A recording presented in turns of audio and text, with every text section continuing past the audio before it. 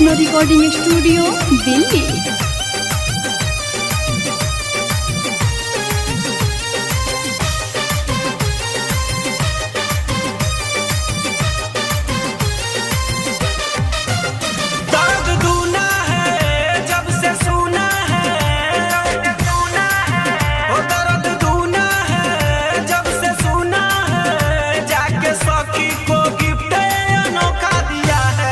Lover मेरा लगन में धोखा दिया है, लभर मेरा लगन में धोखा दिया है।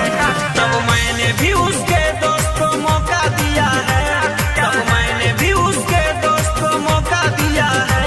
लभर मेरा लगन में धोखा दिया है, लभर मेरा लगन में धोखा दिया है।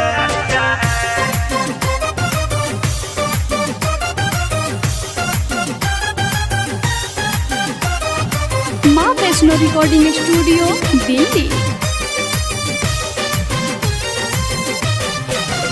खाली देखने में भोला है, मैं समझती थी लोला है। माल दूधू को रख ले है, उसके दोस्त ने बोला है, उसके दोस्त ने बोला है। हो खाली देखने में भोला है, मैं समझती थी लोला है। माल दूधू को रख ले है, उसके दोस्त ने बोला है। मिलने जाता है मुझको पाता है, मुझको पाता है। मिलने जाता है मुझको पाता है, झुमका बड़ा बड़ा उसको मुझे छोटा दिया है। लभर मेरा लगन में धोखा दिया है, लभर मेरा लगन में धोखा दिया है।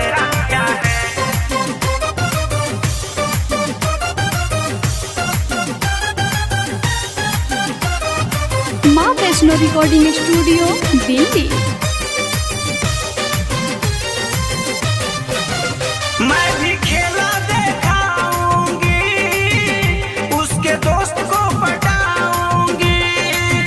प्रभु देवाला भरवा से उसका बदला साधा